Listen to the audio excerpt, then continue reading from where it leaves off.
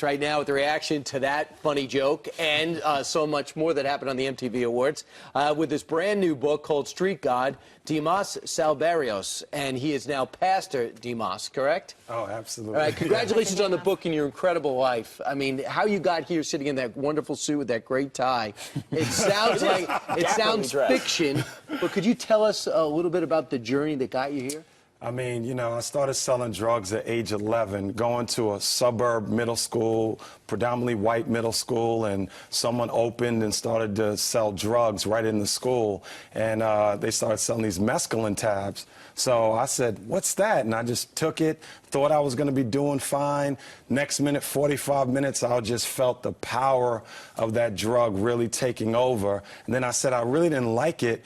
But then the guy said, well, do you want to sell it? And we started to sell drugs right then in middle school. And I think so many parents today are just dropping their kids, not knowing that even US News Report shows that these drug dealers are targeting these middle schools. And I think Street God is going to really open the eyes to parents. That's what you wanted to what's be. Yeah, you wanted to be a street god. Yeah, that was my biggest dream after seeing the movie Scarface. So you went, interesting. So you went to one of the most notorious prisons. Were there a couple of times and got what changed your life? What turned it around for you? I mean, you know, I went through a serious situation where I escaped with handcuffs from the police, had to dress like a woman, get on an Amtrak train to get down to North Carolina, became the largest drug dealer in Winston-Salem, and then 3 women came and prayed for me. And when I felt the power of God just come over me, I took all the crack out of my pocket, I threw it in the garbage. I said, God, I'm never going to sell crack again. I'm just going to sell weed because it's natural. And I was confused. I was a little confused. You weren't all the way saved. You were kind of saved. I was really saved, but I needed someone to work things out with me. And then they told me that I needed to turn myself in, came to New York, was facing 7 years for escape charge, and the judge pardoned me. I mean, grace. That was huge grace. Mercy. Because she said, if I sent you back to jail, we wouldn't want you to become the street god that you used to be. We want to see you become, you know, the person that you are now. Can I ask you, you know, right now there seems to be such strife and anger and almost a war between black and white again, or that being created. When we see videos right now, and this one coming out of Minnesota when they were chanting pigs in a blanket, and we're going to play it again. I'd love your reaction and your words, because you've done so much to heal in your community, and your outreach is amazing. You know, God is using you. I would just love your words after seeing this with how we can just make it better again and get back to love. Okay.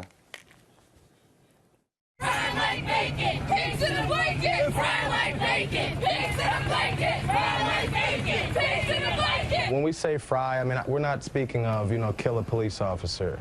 But we are saying, you know, treat the police the same as you're going to treat a civilian who commits murder against a police officer.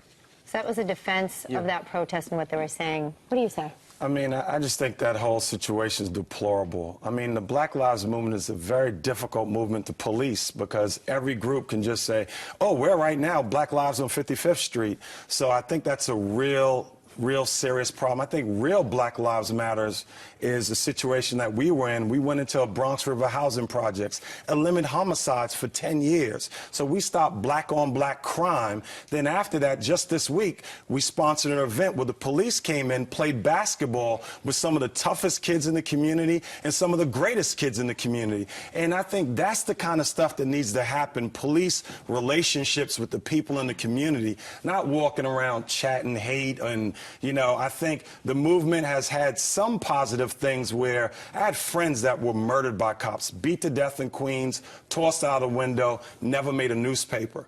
So I think bringing some light to the situation is good, but without a leader, without someone guiding the movement, there's going to be people that just want attention or say horrible things like that. Dimas, how do you explain the fact that most of these African-American leaders never talk about black-on-black crime?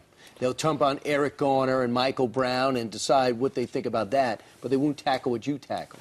I mean, I think if there would be airplay for some of those dialogues. I think we'd see a lot more of that. What do you mean by that? I mean, I think sometimes there's not a lot of press when you're doing good. Like, I've been in Bronx River, stopped it for 10 years from homicides. Ray Kelly came to see me, honored me for what I did, Commissioner of but Police. that hasn't been in the press. The you know, silent so. peacemakers don't get the press that those that are Yeah, yelling it's about usually the violent changes. radical, screaming, angry Absolutely. get the press, and that's, you know, like the whole situation in Charleston. I was there on the ground, you know, with the whole Dylan Ruth. I was there mobilizing people, but quickly there were groups that came in that tried to turn the heart of forgiveness into anger. And it's because of Jesus those people forgave. And I think when we have Jesus, we have God in the community, we can bring healing. And that's what we want to do. We want to see street God go out there, help change the thinking. This book gives a blueprint of how to change and a you community. have authenticity with people that are going through what you went through. If you say, "Hey, I've been there, and look where I am now." What a leader. Absolutely. You're such a great leader. Yeah. You Pastor, really thank are. you very much for being Oh, here. thank you all Pastor so Dimas, much. Thank you. What a Street God joy. is the book.